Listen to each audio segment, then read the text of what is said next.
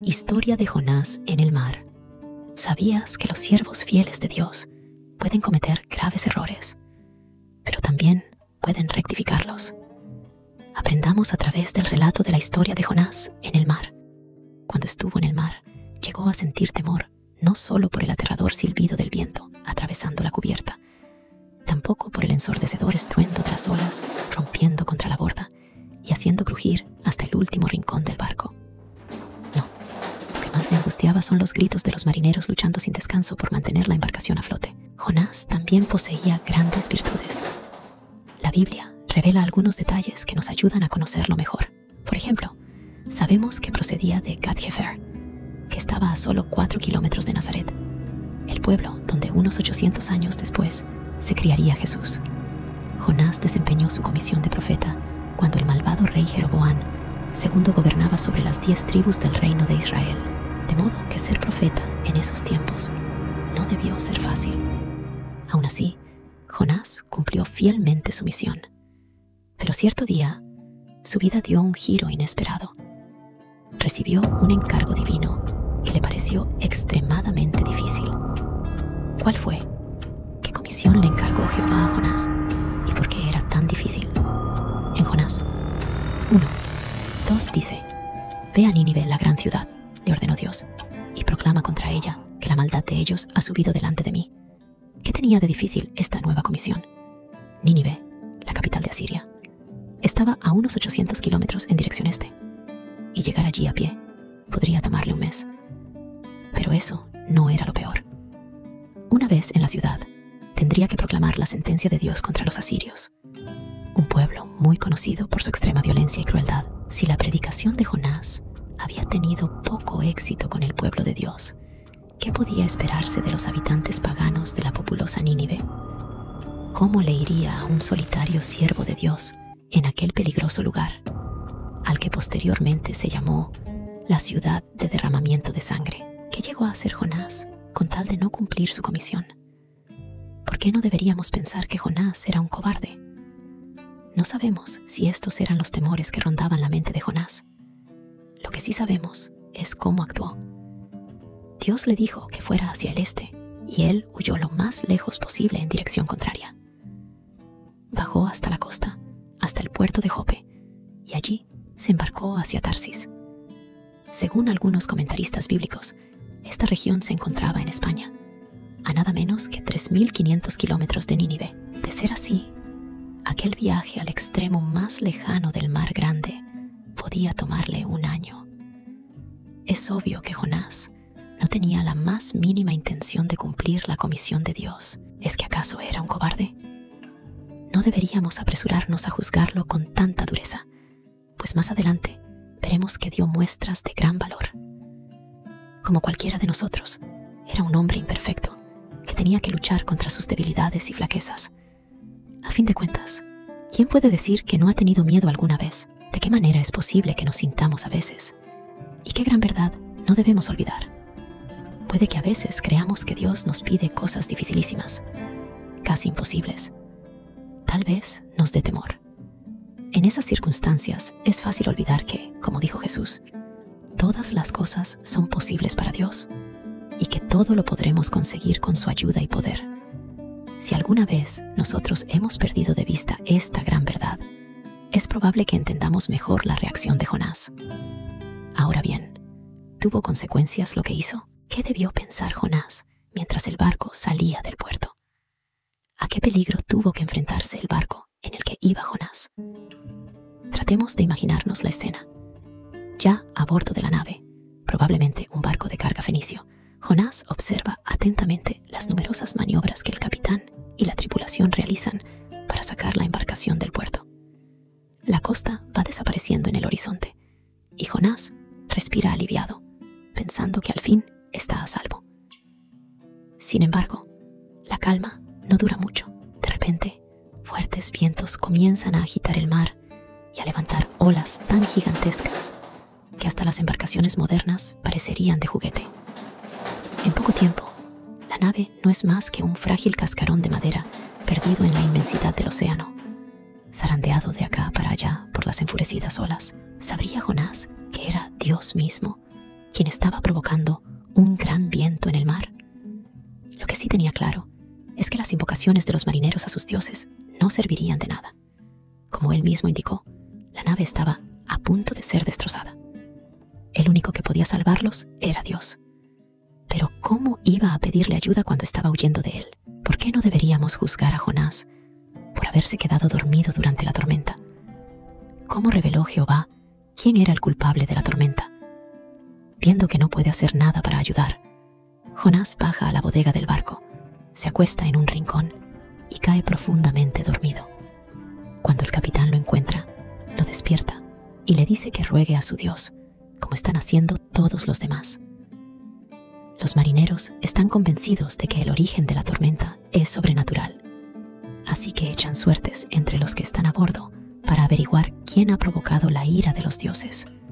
Ya no puede cerrar los ojos a la realidad. Es Dios quien ha provocado la tormenta, y ahora lo está señalando a él como el culpable por haberle desobedecido. ¿Qué les confesó Jonás a los marineros? ¿Qué les pidió Jonás a los hombres? ¿Y por qué? De inmediato, Jonás les confiesa a los marineros que la culpa es de él. Les explica que es un siervo del Dios Todopoderoso y que se subió al barco para huir de la comisión que su Dios le había encargado. Pero al desobedecerlo, los ha puesto a todos en peligro. Con el terror dibujado en sus rostros, los hombres le preguntan qué deben hacer para salvar la nave y sus vidas. Jonás sabe que está en sus manos librarlos de una muerte segura. Así que, aunque le aterrorice la idea de morir ahogado en ese mar frío y enfurecido, les pide: álcenme y arrójenme al mar, y el mar se les aquietará, porque me doy cuenta de que por causa de mí está sobre ustedes esta gran tormenta. ¿Cómo podemos imitar la fe de Jonás? ¿Cómo respondieron los marineros a la petición de Jonás? Esa no es la respuesta de un cobarde, ¿verdad? De seguro, a Dios le conmovió ver que Jonás fuera tan valiente y estuviera dispuesto a sacrificar su vida. Sin duda, con ese gesto, demostró tener una gran fe en Dios. Como dice en Juan 13, 34 y 35, nosotros podemos imitar su buen ejemplo al preocuparnos por el bienestar de los demás antes que por el nuestro. Cuando vemos que alguien necesita ayuda física, emocional o espiritual, nos esforzamos por dársela. En tal caso, estaremos alegrando el corazón de Dios. Quizás el gesto tan altruista de Jonás también conmoviera a los marineros, porque al principio se negaron a arrojarlo al mar. Hicieron todo lo posible para resistir el temporal, pero no sirvió de nada. La tormenta era cada vez más intensa, así que no les quedó más remedio que levantar a Jonás, y pidiendo que su Dios les tuviera misericordia, lo lanzaron por la borda. Salvado por la misericordia divina, Jonás cae en aquel mar embravecido. Quizás distingue el barco alejándose a través de una cortina de espuma mientras lucha para mantenerse a flote. Pero la fuerte corriente lo arrastra sin remedio hacia el fondo, y él pierde toda esperanza. Mientras se hundía cada vez más, con las algas enredándose en su cabeza, sintió que estaba bajando a lo más profundo del mar, donde nacen las montañas. Estaba convencido de que aquella sería su tumba. De pronto, Jonás ve una inmensa sombra que se mueve a su lado. ¿Qué será? Parece un ser vivo. Entonces, observa que se le acerca más y más, hasta que, de repente, se abalanza sobre él y, abriendo sus enormes mandíbulas, lo traga de un bocado. Jonás debe pensar: aquí se acabó todo. Este sí que es el fin. Pero, para su sorpresa, sigue vivo. No ha sufrido ningún daño. Hasta puede respirar con normalidad allí mismo, en lo que él imaginaba que sería su tumba. Su asombro es mayor con cada minuto que pasa. Solo hay una explicación posible. Fue Dios quien asignó un gran pez para que se lo tragara. Pasan las horas. En medio de la más absoluta oscuridad, Jonás tiene tiempo para poner en orden sus pensamientos y orar a Dios. Su oración nos revela más detalles sobre el profeta. En ella hace frecuentes citas de los Salmos, lo cual indica que tiene un gran conocimiento de las Escrituras. Sus palabras de conclusión también muestran que posee una valiosa cualidad: la gratitud. Allí le dice a Dios: en cuanto a mí, con la voz de acción de gracias, ciertamente te haré sacrificio. Lo que he prometido en voto, ciertamente pagaré. La salvación pertenece a Dios. Qué importante lección aprendió Jonás. ¿Y qué hecho no deberíamos olvidar nosotros? En aquel lugar tan fuera de lo común, en las entrañas del pez, Jonás aprendió una importante lección. Dios puede salvar a cualquier siervo suyo, sin importar el lugar ni el momento. Nada pudo impedir que salvara a Jonás, ni siquiera el hecho de que se encontrara en el interior de un enorme animal marino. Está claro que únicamente Dios podía mantener a un hombre sano y salvo durante 3 días y 3 noches en esas condiciones. ¿Y qué hizo Jonás?